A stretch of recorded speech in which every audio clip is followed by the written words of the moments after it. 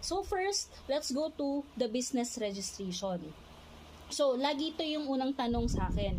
When is the best time to register? And is there really such a thing as the best time? Meron ba talagang tinatawag na best time? So, actually, kung tatanungin natin si BIR, no? Kung magre-refer tayo sa tax code ng Pilipinas, ito yung sinasabi niya. So, ang sabi doon, kailangan na mag-register when the first sale transaction happened.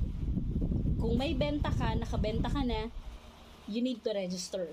Or, within 30 calendar days, kapag meron ka ng any of the following, kumuha ka ng business permit, kumuha ka ng PTR, or kumuha ka ng SEC or DTI. So, ito yung gusto kong i-clarify, no, kasi even sa mga online sellers, no, nakikita ko to na parang,